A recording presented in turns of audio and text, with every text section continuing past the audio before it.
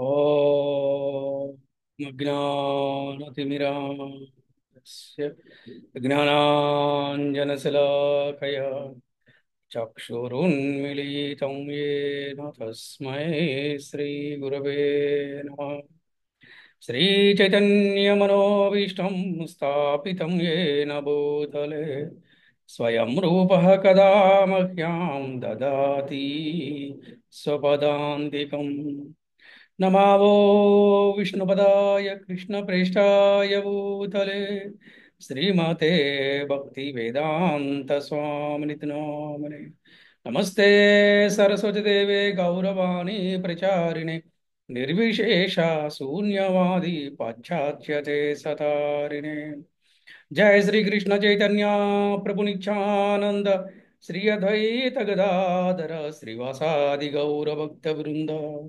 हरे कृष्णा कृष्ण कृष्ण हरे हरे, हरे हरे राम राम राम हरे हरे. ओम नमो भगवते वासुदेवाय. ओम नमो भगवते वासुदेवाय। वासुदेवाय ओम नमो भगवते वासुदेवाय. ओम नमो भगवते वासुदेवाय। ओम नमो भगवते वासुदेवाय. ओम नमो भगवते वासुदेवाय। हरे कृष्ण. భక్తులందరికీ శ్రీకృష్ణ శుభమస్తు. అలాగే ఈనాటి భాగవత కథలు క్లాసుకు వచ్చినటువంటి భక్తులందరికీ కూడా ఆత్మీయ ఆహ్వానం పలుకుతున్నాము. హరే కృష్ణ. మరి మనము ఈ భాగవత కథలలో భౌతిక సృష్టి ఎలా జరిగింది అనే దాని గురించి మనము నిన్న మొదటి భాగం చెప్పుకున్నాం. అలాగే ఈరోజు మనము రెండవ భాగాన్ని మనము చెప్పుకుందాం. మరి నిన్న జరిగినటువంటి క్లాసు గురించి మీకు ఎవరికైనా గుర్తు ఉంటే ఒకటి రెండు విషయాలు చెప్పగలరని ఆశిస్తున్నాను.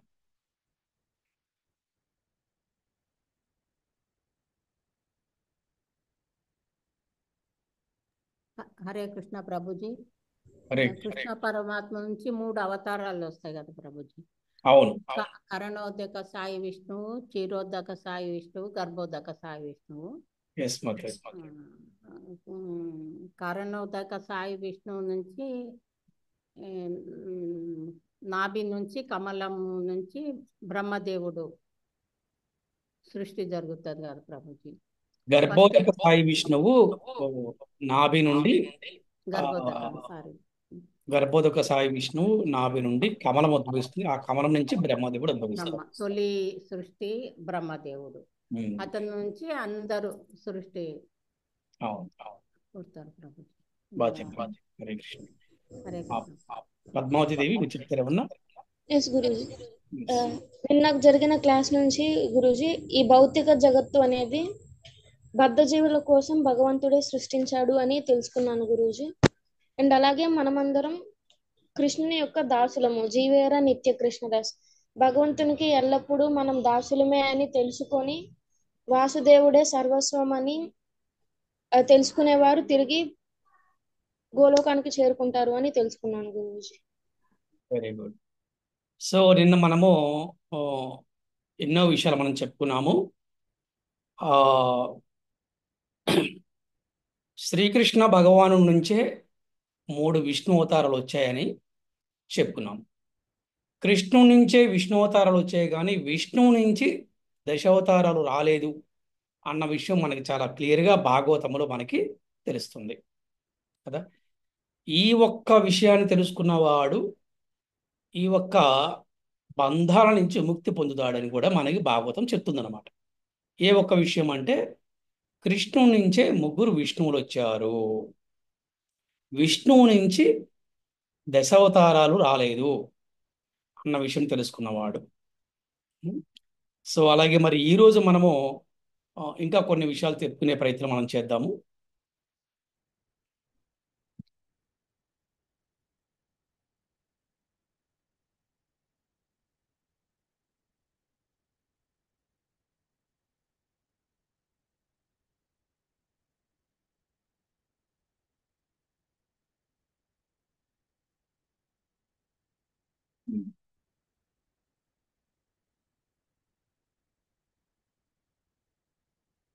ఈ యొక్క గర్భోదక సాయి విష్ణువు నుండి బ్రహ్మదేవుడు ఆవిర్భవించడం మనం చెప్పుకున్నాం. అలాగే బ్రహ్మదేవుడి నుంచి జీవ సృష్టి వరకు దక్షుడు, మరీచి, మనువులు వంటి పలువురు దేవతలు ఆవిర్భవించారు. ఆ విధంగా జీవ సృష్టి కొనసాగింది. ఇప్పుడు అర్థమైంది కదా, మానవులు కోతి నుంచి రాలేదు, దేవతల నుంచే వచ్చారని చెప్పడానికి చాలా క్లియర్గా మనకి భాగవతంలో ఈ ఒక కథ ద్వారా మనం తెలుసుకోవచ్చు. భగవంతుడి నుంచే మనము వచ్చాము, దేవతల నుంచే మనం వచ్చాము, భగవంతు నుంచి దేవతలు వచ్చారు, దేవతల నుంచి మనం వచ్చాం. ఆ విధంగా జీవ సృష్టి సాగిందనమాట. అంతేగాని కోతి నుంచి ఈ మానవ సృష్టి జరగలేదు. గర్భోదక సాయి విష్ణువే వేలాది శిరములను, కర్ణములను, నయనములను, నాసికలు కలిగిన వానిగా వర్ణించబడ్డాడు. అట్టి రూపము వేలాది కిరీటాలతో, కర్ణాభరణాలతో, దివ్య పూమాలతో అలంకరపడి ఉంటుంది. అటువంటి ద్వితీయ పురుషావతారమునే మనము గర్భస్థుతి మంత్రాలతో కీర్తిస్తాము. ఏంటంటే సహస్రశీర్ష పురుష అంటూ మనము పురుష సూక్తంతో కీర్తించేది ఈ గర్భోదక సాయి విష్ణువునే. మనం చూస్తూ ఉంటే గనక ముఖ్యంగా హోమాలు, యజ్ఞాలు జరిగేటప్పుడు పురుష సూక్తం చదువుతారు మొట్టమొదటిగా. ఆ పురుష సూక్తంలో సహస్ర శీర్ష పురుష అని దాంతో మనకి మొదలవుతుందన్నమాట. ఎందుకంటే ఈ గర్భోదక సాయి విష్ణువు నుంచే అందరికీ కూడా, అంటే శిరములు, కర్ణాలు అంటే చెవులు, నయనాలు అంటే కళ్ళు, నాసికలు అంటే నాలుకలు, ఇవన్నీ కూడా అక్కడి నుంచే వచ్చాయన్నమాట. ఏంటి అలాగా ఈ గర్భోదక సాయి విష్ణువునే. అలాగే ప్రతి బ్రహ్మాండములో కూడా బ్రహ్మదేవుడు జీవ సృష్టి చేసిన తర్వాత తృతీయ పురుషావతారంలో భగవానుడే వారి రక్షణ భారాన్ని స్వీకరించాడు. తృతీయ పురుషావతారము ఏ అవతారం చెప్పండి ముగ్గురు విష్ణువుల్లో? తృతీయం అంటే మూడవది. క్షీరోదక సాయి ప్రభుజీ. క్షీరోదక సాయి విష్ణు అన్నమాట. అంటే వీరి యొక్క రక్షణ ఎవరు? మళ్ళీ భగవంతుడే రక్షణ భారాన్ని స్వీకరిస్తున్నాడు. అంటే ఇక్కడ మనకు తెలుసుకోవాలి, చెప్పండి మీరందరూ, మనల్ని పోషించేవాడెవడు? భగవంతుడు. పరమాత్ముడు. మనల్ని రక్షించేవాడెవడు? భగవంతుడు. ఇది మనం గుర్తుపెట్టుకోవాలి. మన జన్మకి కారణం ఎవరు? భగవంతుడు. బీజ ప్రదాత ఎవరు? భగవంతుడు. భగవంతుడు. సో అనగా గర్భోదక సాయి విష్ణువు యొక్క అంశయే సకల జీవులలో పరమాత్మగా, ప్రభువుగా నెలకొనిన వాడే క్షీరోదక సాయి విష్ణువుగా పరిస్థితి చెందాడు. అంటే గర్భోదక సాయి విష్ణువే క్షీరోదక సాయి విష్ణువుగా పరిస్థితి చెందాడు. ఈ విధంగా ప్రతి విశ్వములో సంభవించే అవతారాలన్నీ కూడా ఈ యొక్క క్షీరోదక సాయి విష్ణువు నుండే కలుగుతాయి. సో ఇంతవరకు మనకి ఒక పేర చెప్పుకున్నాం. ఇకపోతే స్వతంత్రముగా భోగించాలనే ఉద్దేశం కలిగిన జీవులను మార్చే ఉద్దేశంతో భగవానుడు తొలి పురుష అవతారంలో మహాతత్వమునందు అనేక కోటి బ్రహ్మాండాలను సృష్టించడము, తిరిగి ప్రతి బ్రహ్మాండములోకి అతడు ద్వితీయ పురుషుని రూపంలో ప్రవేశించి సృష్టికర్త అయిన బ్రహ్మను సృజింపజేయడము, తరువాత బ్రహ్మచే సృష్టింపడం జీవులను రక్షించే బాధ్యతను స్వీకరించిన వాడే క్షీరోదక సాయి విష్ణువుగా ఆవిర్భవించడం జరిగింది. తొలి పురుష అవతారం ఏదనుకున్నాం మనం? కారణోదక సాయి విష్ణువు కదా. అంటే అలాగా ఈ కారణోదక సాయి విష్ణువు, అలాగే మరి గర్భోదక సాయి విష్ణువు, ఆ తర్వాత క్షీరోదక సాయి విష్ణువుగా సకల జీవుల యొక్క రక్షణ స్వయంగా భగవంతుడే స్వీకరిస్తున్నాడు అనమాట. ఈ విధంగా నానా అవతారాలలో అనేక లీలను చేస్తూ వాటి ద్వారా జీవులను ఆకర్షించడమే క్షీరోదక సాయి విష్ణు యొక్క కార్యక్రమము. అన్ని అవతారాలు క్షీరోదక సాయి విష్ణువు నుండే వచ్చాయి, కానీ శ్రీకృష్ణుడు మాత్రము స్వయం భగవానుడు. ఇది గుర్తుపెట్టుకోవాలి. శ్రీకృష్ణుడు మాత్రము స్వయం భగవానుడు. అతడు అవతారియే కాని అవతారము కాదు. నోట్ చేసుకోండి, is very very important point అనమాట. అవతారియే కానీ అవతారము కాదు అంటే అవతారాలు ధరిస్తాడు కానీ ఆయన అవతరించేవాడు కాదు. ఇది కొద్ది కన్ఫ్యూజింగ్ ఉంటుంది, బాగా అర్థం చేసుకోండి. అవతారియే కానీ అవతారము కాదు. అవతారం ఏంటంటే ధరిస్తూ ఉంటాడు అవతారాలని, అంటే బట్టలు వేసుకొని విడిచిపెట్టినట్టుగా. అవతారియే కానీ అవతారము కాదు.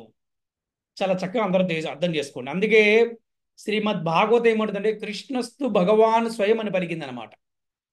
అంటే కృష్ణుడే భగవంతుడు అని పలికింది శ్రీమద్ భాగవతం. అనగా శ్రీకృష్ణుడు పైన 3 పురుషావతారములకు మూలమైన భగవానుడే కానీ క్షీరదక సాయి నుండి ఉద్భవించినట్టు అవతారం కాదు. ఏ విధంగా ఇది అందరూ చెప్తుంటారు కదా, విష్ణువు నుంచి దశావతారాలు వచ్చాయండి, ఆ దశావతారంలో కృష్ణ అవతారం అంటే చెప్తుంటారు, కానీ అది కాదు అని మన భాగవతం చెప్తుంది. ఏది వాస్తవము అంటే ఏం చెప్తుందంటే కృష్ణుడి నుంచే మనకి 3 పురుష అవతారాలు వచ్చాయి, కృష్ణుడే భగవంతుడు. ఇది మనం చాలా చక్కగా మనకి చెప్తున్నారు. ఈ విషయాన్ని దశమ స్కందం, అదే 10వ స్కందంలో కూడా చాలా చక్కగా చెప్పారనమాట భాగవతంలో. ఇకపోతే ఇక్కడ చూడండి, ఇంకొక విషయం చెప్పుకుందాం మనం. గర్భోదక సాయి విష్ణు నాభి కమలములో బ్రహ్మదేవుని జనం జరిగిందని తెలుసుకున్నాం. ఆ స్థానమే బ్రహ్మలోకము. భౌతిక విశ్వములో అత్యున్న స్థానం అదే. మిగిలిన లోకాలన్నీ కూడా దీని కిందే ఉన్నాయి. అంటే బ్రహ్మలోకమే హైయెస్ట్ అని చెప్తూ ఉంటారు భౌతికమైన వ్యక్తులు. అలాగే గర్భోదక సముద్రం ఉన్నది. అలాగే ప్రజలను రక్షించడం కోసమే వరాహమూర్తి అవతారాన్ని కూడా భగవంతుడు అవతరించి భూమిని ఉద్ధరించారు. అది ఎక్కడి నుంచి అంటే ఈ గర్భోదక సముద్రం నుండేనంట. అలాగే అత్యున్నత స్థానమైన బ్రహ్మలోకం కింద తపోలోకము, అంటే మనం చెప్పుకున్న హైయెస్ట్ లోకం ఎవరికి, భౌతికమైన వ్యక్తులకి హైయెస్ట్ లోకం బ్రహ్మలోకము. కానీ ఆ బ్రహ్మలోకం కన్నా ఇంకా హైయెస్ట్ లోకం ఏంటంటే మనకి వైకుంఠము గోలోకం అనమాట. కానీ ఎవరికి బ్రహ్మలోకం హైయెస్ట్ అంటే నిరాకారవాదులకి భౌతికమైన వ్యక్తులకి, వీళ్ళందరూ కూడా బ్రహ్మలోకం అనేది హైయెస్ట్ అనమాట. కానీ ఆ బ్రహ్మలోకానికన్నా పైన ఉంది వైకుంఠము గోలోకం అనమాట. చూడండి, బ్రహ్మలోకం కింద తపోలోకం ఉందంట, దాని కింద జనలోకం ఉందంట, దాని కింద మహార్లోకం ఉందంట, దాని కింద ధ్రువలోకం ఉందంట, దాని కింద సప్తర్షి మండలము, దాని క్రింద గ్రహ నక్షత్ర సూర్య చంద్రాది లోకముల తర్వాత భూలోకము. అందుకే చూడండి, మనం చూడంగానే మనకి కనపడుతుంది, సూర్యుడు చంద్రుడు కనపడతాడు. వారికన్నా పైన ఉన్నది మనకు కనపడదు. అంటే వారికన్నా పైన ఉండేది సప్తర్షి మండలం, అంటే సప్తఋషులు ఉండేటువంటి మండలం అనమాట. అక్కడ మనకి అది కనపడదు. అలాగే ధ్రువలోకం మనకు కనపడదు. మనకేం కనపడుతుంది? సూర్యుడు చంద్రుడు నక్షత్రాలు ఉన్నటువంటి లోకం కనపడుతుంది మనకి. అంటే సూర్యచంద్ర లోకాల కింద మనం ఉన్నాం. ఇదే భూలోకం అనమాట. మరి ఈ భూలోకం కింద ఏముందంటే అతలము, వితలము, సుతలము, తలాతలము, మహాతలము, రసాతలము, పాతాళము ఉన్నాయి అంటారు కదా. పాతాళ లోకాలు తొక్కేస్తుండ్రు అని అంటుంటారు కదా. అలాగే పాతాళ లోకాలు ఎక్కడ ఉన్నాయి? మన భూమి కింద ఉన్నాయన్నమాట. అలాగే వీటి కింద ఉన్నాయంటే పితృలోకము, దాని కింద ఉంటే నరకలోకం ఉందంట.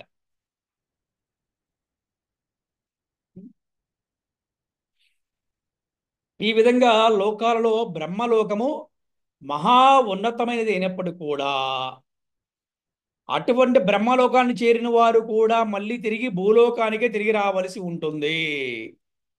ఇది అందరూ కూడా చాలా ఇంపార్టెంట్ గుర్తుపెట్టుకోండి. బ్రహ్మలోకము చాలా గొప్పది. బ్రహ్మలోకం కింద చాలా లోకాలు ఉన్నాయి. భూలోకానికి పైన చాలా ఉన్నాయి, భూలోకానికి కింద చాలా ఉన్నాయి. అంటే బ్రహ్మలోకం ఇస్ హైయెస్ట్ ఎవరికి? భౌతికమైన వ్యక్తులకి, నిరాకారవాదులకి. అటువంటి బ్రహ్మలోకానికి చేరుకున్న వారిని కూడా మళ్ళీ తిరిగి భూలోకానికి తిరిగి రావాల్సిందేనంట. ఆ బ్రహ్మ భువన్నాలోక పునరావర్తినో అర్జున అని శ్రీకృష్ణ భగవానుడు భగవద్గీతలో చెప్పాడు. ఆ, అంటే బ్రహ్మలోకానికి వెళ్ళిన వాడు కూడా మళ్ళీ తిరిగి రావాలి, కానీ భగవద్ధామానికి చేరితే పునర్జన్మ ఉండదు. భగవద్ధామానికి చేరితే పునర్జన్మ ఉండదు. ఆ భగవద్ధామమే గోలోకము. మరి అలాగే ఏం చెప్పారంటే, మాముపేత్యతు కౌంతేయ పునర్జన్మ న విద్యతే. ఈ గీతా శ్లోకాన్ని బట్టి మన గమ్యస్థానము భగవద్ధామమే గాని అత్యున్నతమైన బ్రహ్మలోకము కూడా కాదు. ఇక స్వర్గాది లోకాల గురించి వేరుగా చెప్పేదే ఉంది. అర్థమైందా? అంటే భౌతికమైన వ్యక్తులు ఏం కోరుకుంటారు? స్వర్గం స్వర్గం కోసం కోరుకుంటారు కొంతమంది. ఆ, ఆ, కొంతమంది బ్రహ్మలోకాలను కోరుకుంటారు. కానీ మన కృష్ణ భక్తుల యొక్క గమ్యం ఏమిటి అంటే భగవద్ధామానికి చేరుకోవాలి. బ్రహ్మలోకం కూడా కాదు. మాకు బ్రహ్మలోకం కూడా వద్దు, స్వర్గం వద్దు, నరకం వద్దు, మాకు పుణ్యము వద్దు, పాపం వద్దు. కేవలం కృష్ణ కర్మే చేస్తాము. కృష్ణ కర్మ చేసిన వాడు, కృష్ణ భక్తి చేసిన వాడు పాప పుణ్యాలకు అతీతంగా ఉంటాడని మనకి భాగవతం చెప్తుంది. అటువంటి బ్రహ్మలోకం కూడా వద్దంట. ఎందుకు? అక్కడికి వెళ్ళి తిరిగి మళ్ళీ ఈ భూలోకానికి తిరిగి రావాల్సిందే, మళ్ళీ జన్మ తీసుకోవాల్సిందే. అందుకని భగవద్ధామానికే చేరుకోవాలని కోరుకుంటారు ఉన్నతమైనటువంటి భక్తులు. మరి అటువంటి బ్రహ్మలోకే వద్దనుకున్నాడు, ఇంకా స్వర్గం గురించి చెప్పుకునేదని చెప్పండి. స్వర్గం అనే బ్రహ్మలోకంతో పోల్చుకుని స్వర్గలోకం చాలా చిన్నది. ఇకపోతే భోగావాంఛ ప్రవృత్తి కలిగిన జీవులకు భోగమనే రోగాన్ని తొలగించడం కోసం భగవానుడు దివ్యమైన ప్రణాళికను రూపొందించి ఈ జగత్తుని ఈ విధంగా 3 పురుషావతారముల ద్వారా సృష్టించి పోషిస్తుంటే, భోగావాంఛ ప్రవృత్తి, భోగించాలి, నేను సంతోషంగా ఉండాలి, నేను ఎప్పుడు సుఖంగా ఉండాలి అని ఎవరికైతే ఉంటుందో అది ఒక రోగం అన్నమాట. ఆ రోగాన్ని తొలగించడం కోసం వారికి వారి తప్పును తెలుసుకోవడం కోసం భగవంతుడు ఒక ప్రణాళికను రూపొందించి జగత్తుని ఆయన ఏర్పాటు చేశాడు. ఎలాగా? ఈ 3 పురుషావతారాల ద్వారా సృష్టించాడు, పోషిస్తున్నాడు కూడా. సృష్టించడమే కాదు, పోషిస్తున్నాడు కూడా. అంటారు కదా, ఏమంటారు, మన పెద్దలు అంటూ ఉంటారు, సామెత చెప్తుంటారు అనమాట. అరే, కన్నవాడు పెంచడా, మన మనం వినే ఉంటాం. కన్నవాడు పెంచడా, నీరు పోసిన వాడు నారు పోయడా అని మనం వింటూ ఉంటాం కదా. అలాగే భగవంతుడు సృష్టించినప్పుడు పోషించేది కూడా ఆయనే కదా, బాధ్యత ఆయనే కదా. మనం ఏమనుకుంటాం? అబ్బా, ఆయన పోషించాడు, ఈయన పోషించాడు అని చెప్పి అనుకుంటూ ఉంటాం. కానీ సర్వజీవులకి పోషించేది ఎవరంటే భగవంతుడే. ఆ విధంగా భగవంతుడు ఏ విధంగా అయితే ఈ భౌతిక జగత్తుకు వచ్చిన జీవులని మళ్ళీ తిరిగి తన ధామానికి తీసుకెళ్ళటం కోసం, తన సొంతింటికి తీసుకెళ్ళటం కోసం ఆయన ఎన్నో అవతారాలను స్వీకరిస్తూ ఉంటాడు, ఎన్నో లీలల్ని ప్రదర్శిస్తూ ఉంటాడు. కానీ నిరాకారవాదులు ఏమంటారంటే ఇదంతా కూడా ఒక మిథ్య అని ఒక మాట కొట్టేస్తారు. మిథ్య అంటే మాయలాగా కొట్టేస్తారు అనమాట. అందుకే శ్రీ చైతన్య మహాప్రభు అటువంటి మాయావాదులను కృష్ణ అపరాధులని వర్ణించారనమాట వారు. ఎందుకంటే కేవలం మాయాజలాన్నే సృష్టించడానికి భగవంతుడు ఇంద్రజాలు కూడా కాదు కదా. అందుకని ఈశోపనిషత్తు ప్రకారం భగవానుడు పూర్ణుడు కాబట్టి, ఈశోపనిషత్తు ఫస్ట్ శ్లోకంలో ఉంటుందన్నమాట. అంటే భగవంతుడు పూర్ణుడు, సంపూర్ణుడని. కాబట్టి అతని నుండి ఉద్భవించే అన్ని కూడా పూర్ణమై ఉంటాయి. అది అంటూ ఉంటారు కదా. అంటే భగవంతుడి అంశలైన మనలో కూడా భగవంతుడి గుణాలు ఉన్నాయి, మనలో కూడా దైవీ గుణాలు ఉన్నాయి. ఎందుకుంటాయి? దైవీ గుణాలు లేకపోతే భక్తి చేయలేరు కదా, దైవీ గుణాలు లేకపోతే ప్రవచనాలు చేయలేరు కదా, దైవీ గుణాలు లేకపోతే పూజలు చేయలేరు కదా. ఎందుకంటే తండ్రి యొక్క గుణాలు పిల్లలకి ఎలా వస్తాయో భగవంతుని గుణాలు సర్వజీవులకి ఉంటాయి. ఆ విధంగా భగవంతుడు పూర్ణుడు కాబట్టి అతని నుండి ఉద్భవించే అన్ని కూడా పూర్ణమే అయి ఉంటాయి. ఈ జగత్తు ఈ యొక్క జగత్తు భగవంతుని నుండే వచ్చినప్పుడు పూర్ణంగానే ఉంటుంది, కానీ మిథ్య ఎలా అవుతుంది చెప్పండి? అందుకే వైష్ణవాచార్యులు బ్రహ్మ సత్యం జగన్నిత్య అనే మాటను స్వీకరింపవాలి. జగత్తు తాత్కాలికమే కానీ మిథ్య కాదు చెప్పుకున్నాం కదా మనము. అంటే ఈ భౌతిక జగత్తు తాత్కాలికమే కానీ మిథ్య మాత్రం కాదు, అంటే మాయ మాత్రం కాదు. నిరాకారవాదుల దాడి నుండి అమాయక జీవులను రక్షించడానికే వైష్ణవాచార్యులు ఆవిర్భవిస్తూ ఉంటారు. ఇది నోట్ చేసుకోండి, చాలా చాలా ఇంపార్టెంట్. ఎందుకు వైష్ణవాచార్యులు ఆవిర్భవిస్తూ ఉంటారు? వైష్ణవాచార్యులు పుట్టడం కాదు, వారు జన్మ తీసుకుంటాం కాదు, ఆవిర్భవిస్తారు. భగవంతుని ఆదేశానుసారము వైష్ణవ ఆచార్యులు ఈ భూలోకములు ఆవిర్భవిస్తూ ఉంటారు. ఎందుకు? నిరాకారవాదుల దాడి నుంచి అమాయక జీవులను రక్షించడం కోసము ఆవిర్భవిస్తూ ఉంటారు. అందులో గొప్ప ఆచార్యులు ఎవరంటే రామానుజాచార్యులు, శ్రీ మధ్వాచార్యులు, శ్రీ చైతన్య మహాప్రభు. అటువంటి గురు పరంపర ఉన్నవారనమాట వారు. శ్రీల ప్రభుపాదుల వారు నిరాకారవాదాన్ని గొప్ప ఉపరథమంతో పోల్చారు. అందుకే ఆయన తమ గురువును కీర్తిస్తూ నిరాకార ఉపద్రవాన్ని మీరు తొలగించారు అని అన్నారనమాట. ఎవరండి వారి గురువు? భక్తి సిద్ధాంత సరస్వతి గోషా మహారాజ్ ఠాకూర్. జీవులను ఉద్ధరించడానికి శ్రీకృష్ణ భగవానుడు ఏర్పాటు చేసిన ఈ భౌతిక జగత్తుకు కృతజ్ఞతలు చెప్పడానికి బదులు కృతజ్ఞులుగా వర్తిస్తూ దీనిని మిథ్య అని అన్నందుకే నిరాకారవాదులు పొందే నామమాత్ర మోక్షము మిథ్యగా మారుతున్నది. నామమాత్ర మోక్షమాన్నే పొందుతున్నారు వాళ్ళు. ఎవరు? నిరాకారవాదులు. ఎక్కడికి? బ్రహ్మలోకానికి వెళ్ళి మాకు మోక్షం వచ్చింది అనుకుంటున్నారు, కానీ అది మోక్షానికి దారి కాదు, అది మోక్ష మార్గము కాదు.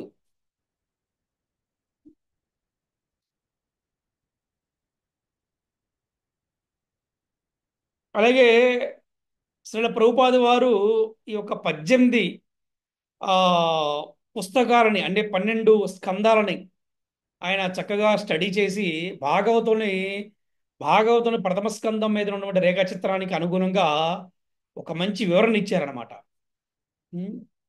ఆ వివరణ చూడని అందరూ హృదయాల్లో పదిలంగా భద్రపరుచుకోమన్నారు. ఏంటంటే ఎవరైతే సృష్టికి కారణమైన ముగ్గురు విష్ణువును తెలుసుకుంటారో వారు ముక్తిని పొందుతున్నారు. ఇది అందరూ కూడా నోట్ చేసుకోండి.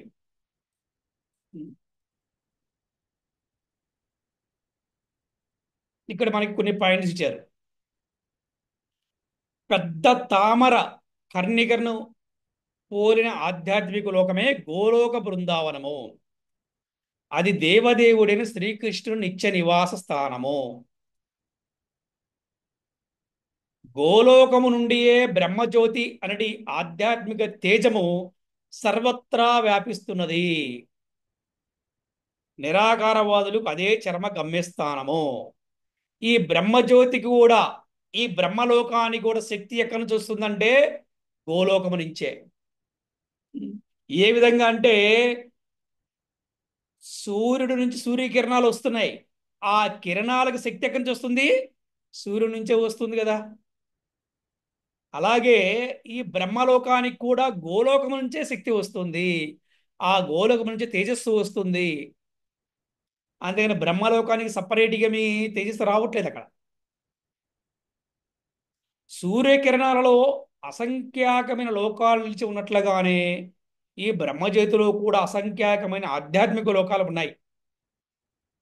వాటిలో దేవదేవుడుకు శ్రీకృష్ణుని ప్రధాన అంశాలు అధిష్టాన దేవతలుగా ఉంటారు. ఆ లోకవాసులు ఎలా ఉంటారంటే చతుర్భుజదారులు, నిత్యముక్తులు. వాటిలో ఉన్న భగవానుడు నారాయణుడు ఆ లోకములు వైకుంఠములు. ఇక్కడ ఎలా ఉంటారంటే వైకుంఠవాసులు చెప్తున్నారు, చతుర్భుజదారులు అంటే విష్ణువు ఎలా ఉంటాడో అలాగే అక్కడ విష్ణు దూతలు కూడా అలాగే ఉంటారు. ఆ రూపం అలాగే ఉంటుందన్నమాట. అంటే అక్కడ విష్ణు భగవానుడు శంఖ చక్ర గదా పద్మము ఏ విధంగా చతుర్భుజదారులో ఉంటారో వారి యొక్క సేవకులు ఆ ఒక దూతలు కూడా అలాగే ఉంటారంట. అలాగే వాళ్ళు ఏమన్నా నిత్య ముక్తులు అన్నారు. ముక్తులు అంటే ఏంటి? భవబంధాల నుంచి ముక్తిని పొందిన వారు. అటువంటి వారే భగవంతుడి సేవ జరుగుతారు కదా, లేకపోతే సేవ చేయలేరన్నమాట.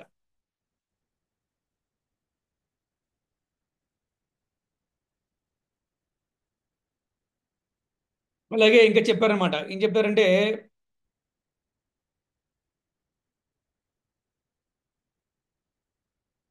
తర్వాత మహావిష్ణువు ద్వితీయ పురుషావతార రూపంలో ప్రతి బ్రహ్మాండంలో ప్రవేశిస్తాడంట.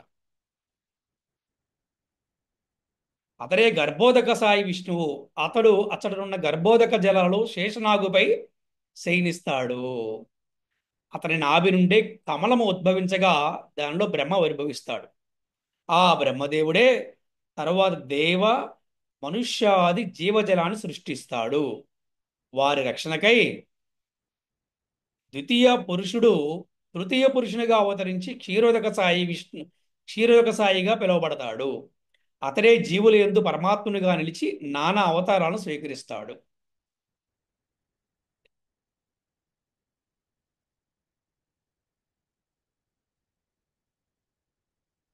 సూర్యచంద్రులు గాని విద్యుశక్తి గాని అవసరము లేనట్టి స్వయం ప్రకాశ వైకుంఠములనే ఈ బ్రహ్మజ్యోతికి కలుగుచున్నది.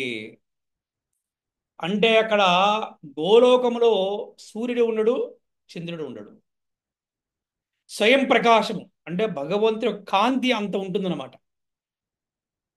కనుక ఈ భౌతిక జగత్ యొక్క నిజమైన ఉద్దేశాన్ని గురుముఖతాగా తెలుసుకొని శ్రీకృష్ణుని భక్తి సేవలో నిలిచి ఆ దేవదేవుని నిత్య నివాసమైన గోలోక బృందావనానికి చేరుకోవడమే మన ఏకైక లక్ష్యం కావాలి. దానికే శ్రీమద్ భాగవతము మనకి సహాయపడగలదు. హరే కృష్ణ కృష్ణ కృష్ణ హరే హరే, హరే రామ రామ రామ హరే హరే. శ్రీల ప్రభుపాదికి జై, శ్రీల గురుదేవికి జై. వంచకల్పతరుభ్యశ్చ కృపా సింధుభ్యో చ పతితానాం పావనేభ్యో వైష్ణవేభ్యో నమో నమః. హరే కృష్ణ.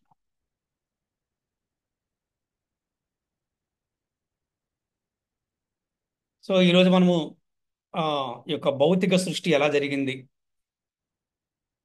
అనే దాని గురించి రెండవ భాగం కూడా ఈరోజు మనం చెప్పుకున్నాము. వీటిలో ఎవరికైనా మీకు సందేహాలు ఉంటే అడగవచ్చు. అలాగే ఈ క్లాస్ ద్వారా మీరేం తెలుస్తున్నారు కూడా చెప్పవచ్చు. హరే కృష్ణ.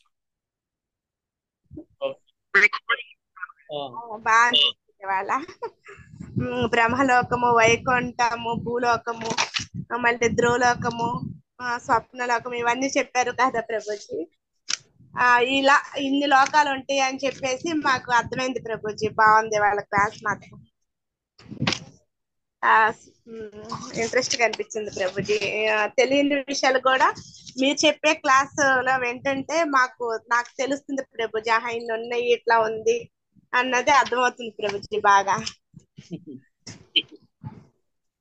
హరే కృష్ణ.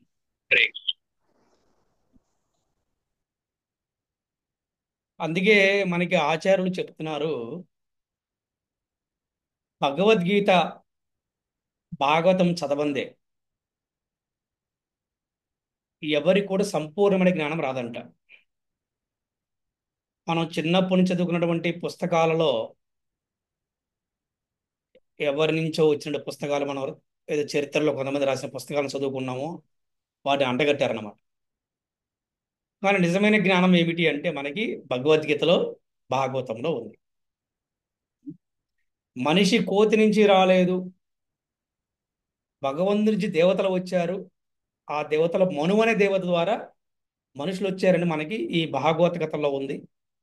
అలాగే మనకి భగవద్గీతలో కూడా చెప్పబడింది 4వ అధ్యాయంలో 1వ శ్లోకంలో. అందుకని మనకి ఏది ప్రమాణం అంటే భగవద్గీత భాగవతం మనకి ప్రమాణము. అన్ని ప్రశ్నలకి సమాధానం ఏంటంటే భగవద్గీత భాగవతము. అన్ని సమస్యలకి పరిష్కారం ఏమిటంటే భగవద్గీత భాగవతం. అందుకని ప్రతి ఒక్కరు కూడా ఈ భగవద్గీత భాగవతాన్ని చదవాలి. ప్రతి ఒక్కరు కూడా అందుకేం చెప్తారు ఆచార్యులు, నిత్యం భాగవత సేవయా. హరే కృష్ణ. బాగా చెప్పారు. Very good.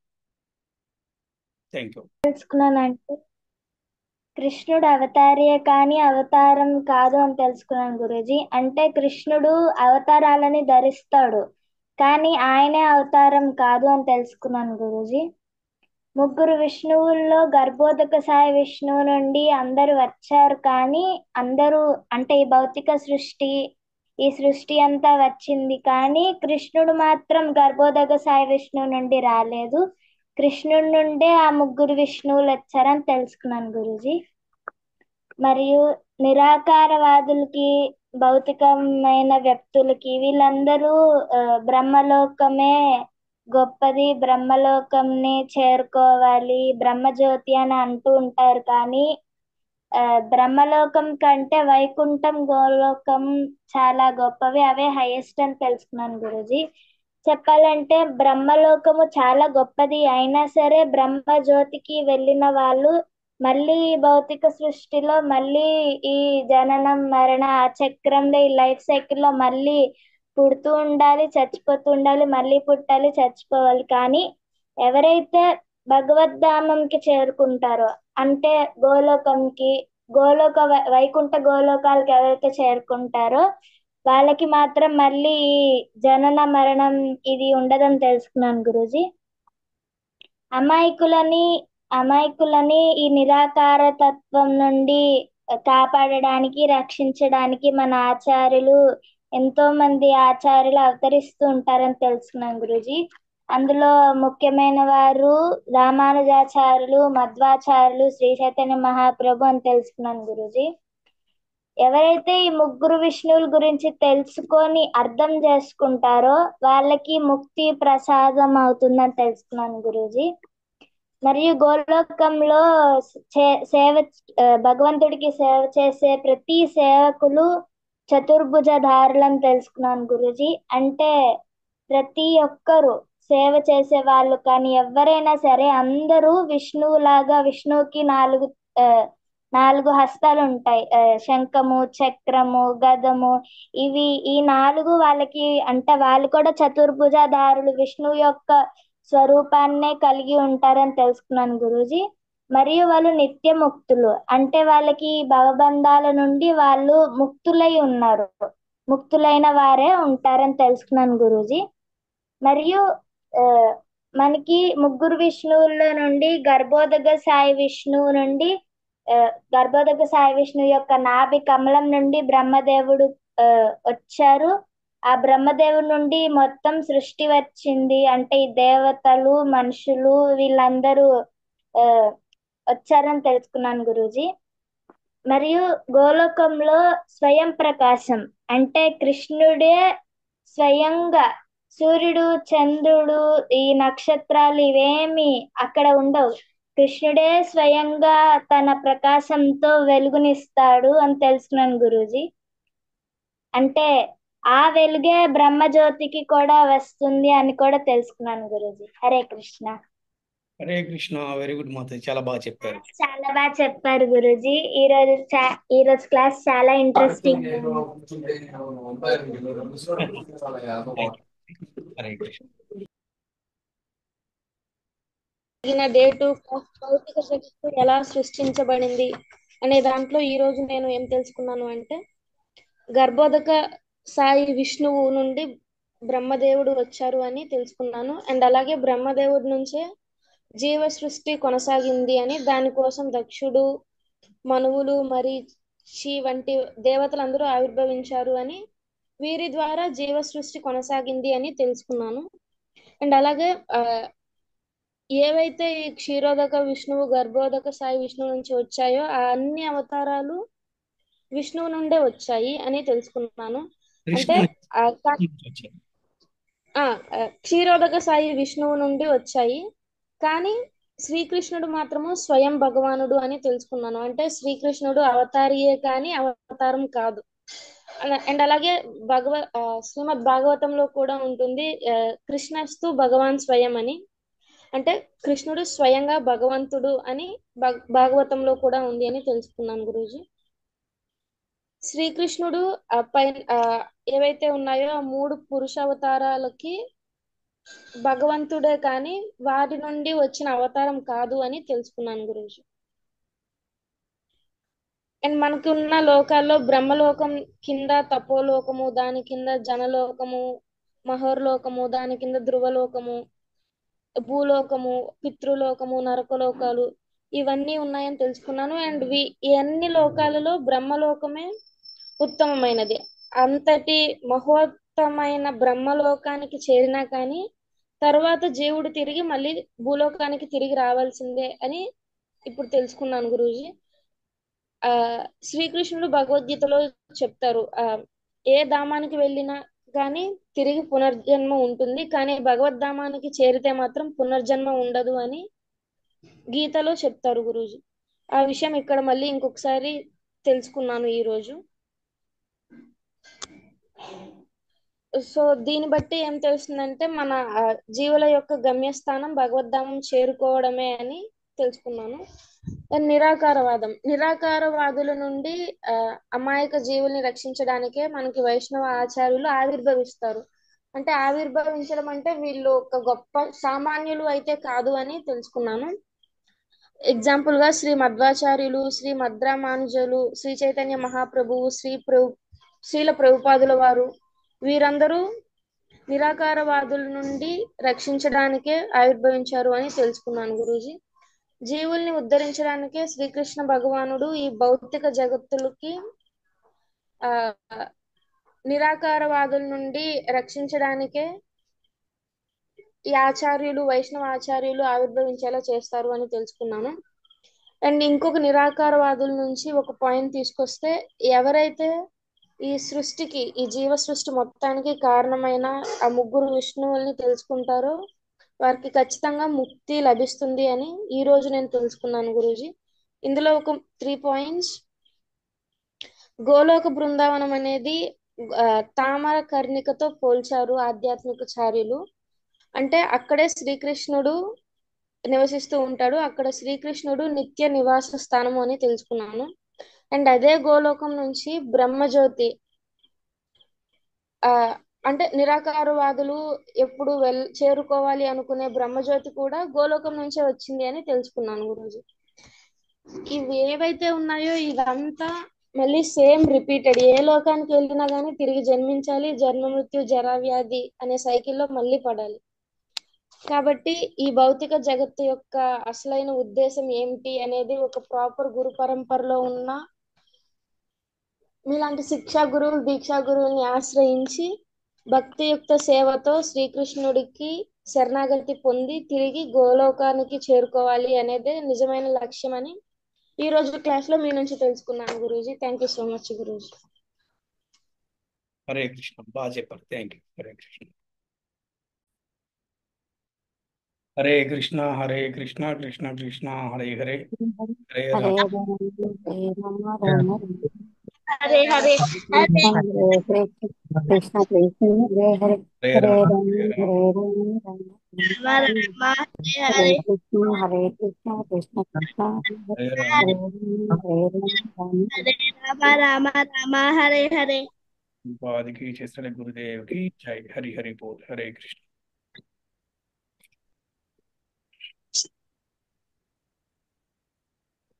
హరే కృష్ణ ప్రభుజీ, ధన్యవాద ప్రణామములు. హరే కృష్ణ.